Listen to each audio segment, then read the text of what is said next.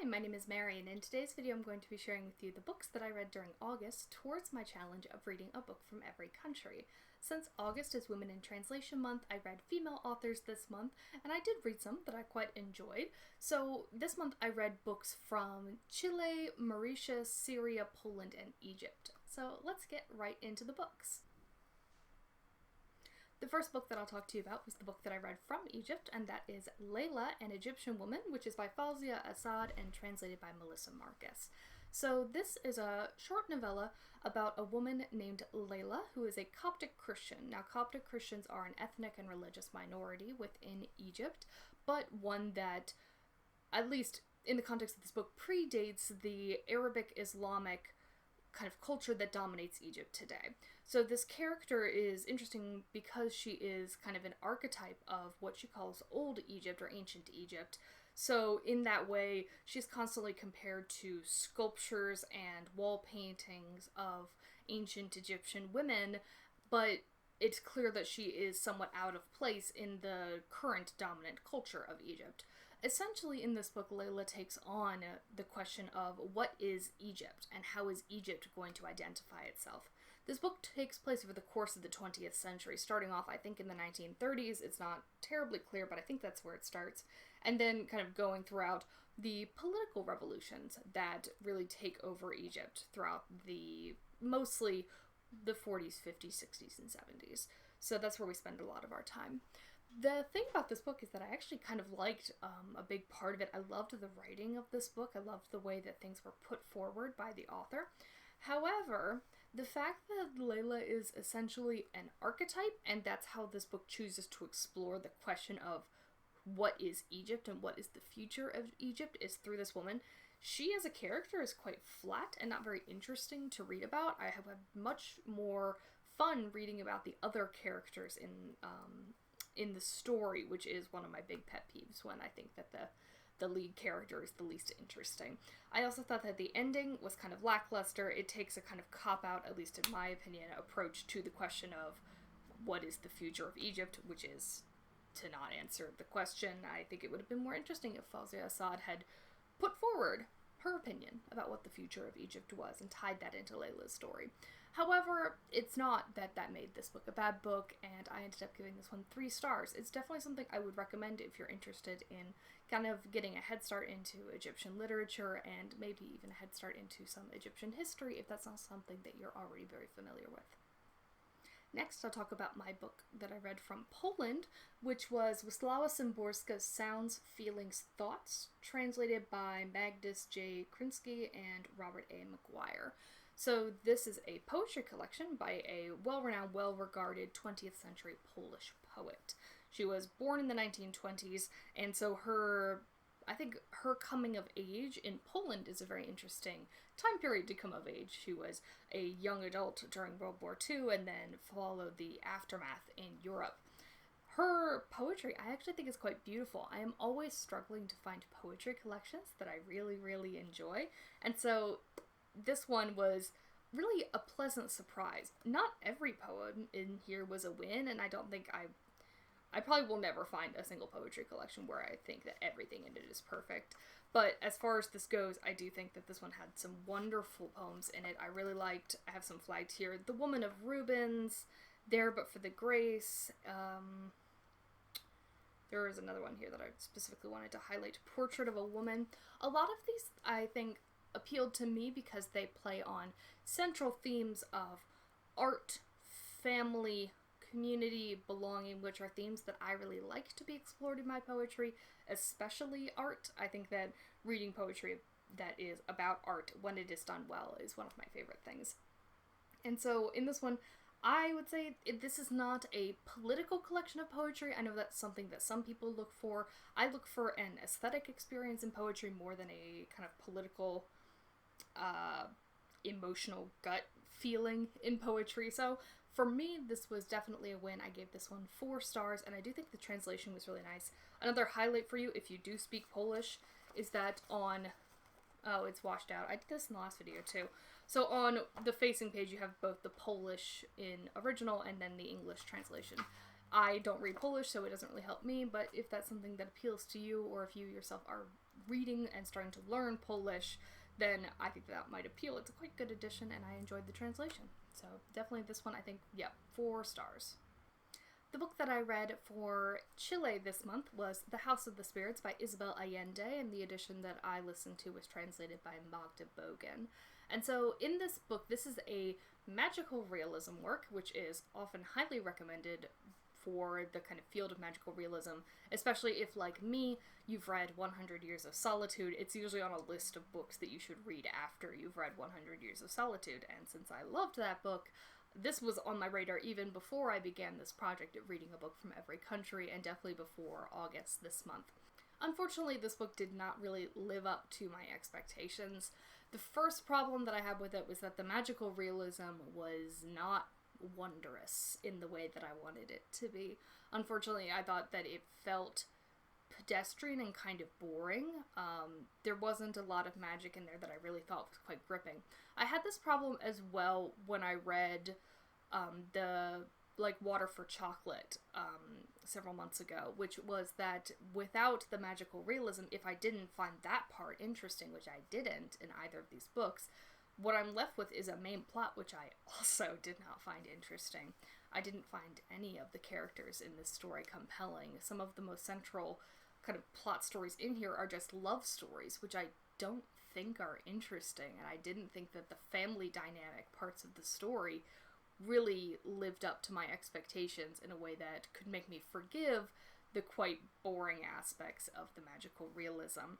There is, towards the end of the book, quite a lot of, throughout the book, there's definitely, especially violence towards women, and political violence and political oppression, but towards the end of the book, it gets gratuitous and disgusting, and towards the end, I was just, fast-forwarded. I usually listen to audiobooks on, 1.5 speed, because that's my talking speed, so that's kind of where I see myself listening. It's how I absorb the information the best. However, by the end, I had upped it up to 2 times speed. I was like, I can't with this anymore. I don't want to be listening to it anymore. I just want to be finished with it. I know that this is a book that a lot of people really enjoy, and so if I want to recommend it to people, I will say that it is violent, and that is definitely something to keep in mind, but that perhaps you will not have the higher expectations of magical realism that I have. So maybe you will enjoy it, and I know a lot of people do, but for me, I ended up giving this book 2 stars. This month from Syria, I read The Proof of the Honey by Salwa al-Neimi, which is translated from the Arabic by Carol Perkins.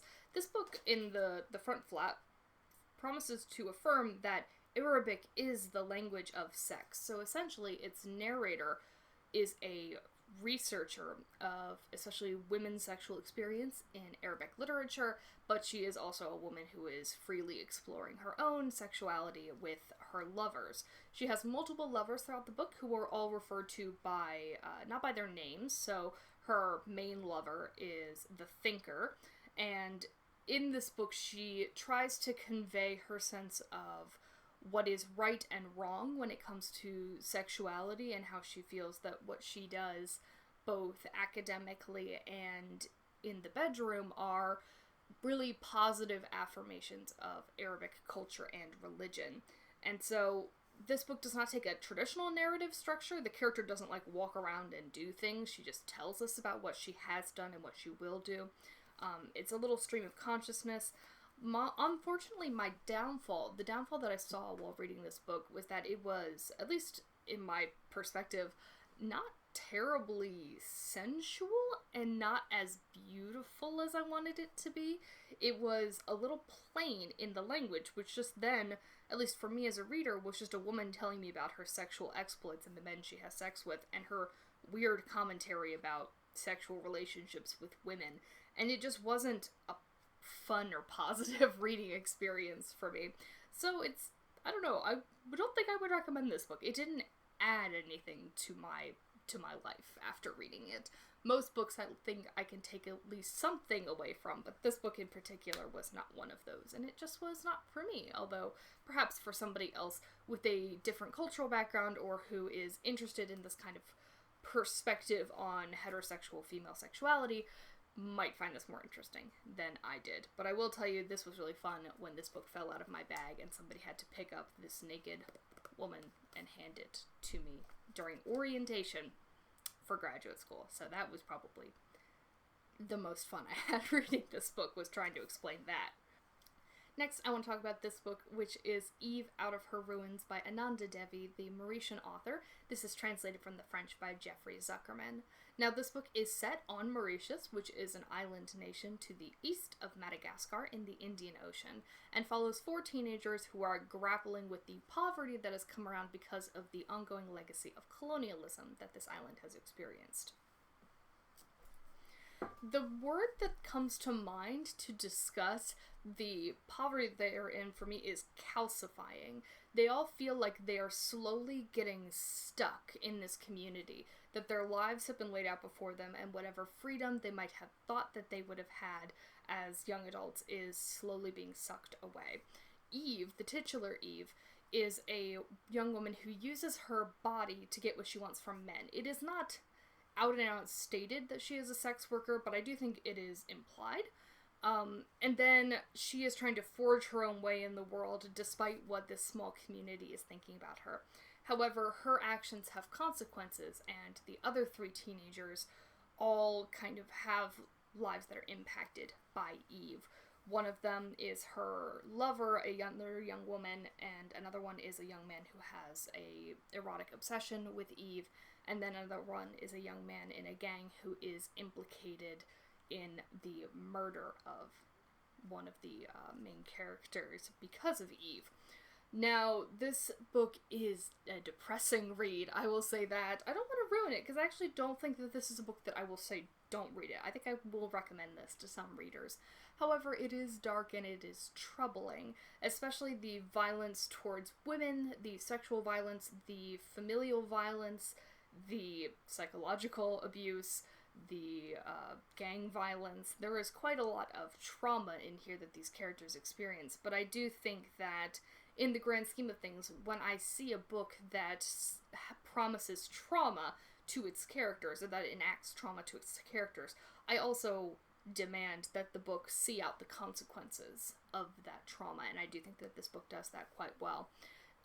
However, because of that, because of the violence that is exhibited on the 2 young women who are in a relationship as well, it was a quite troubling book, at least for me to read, especially when we got into the male characters' perspectives and then hearing their perspectives about the violence or about the women, especially the young man who has a crush on Eve, was not great.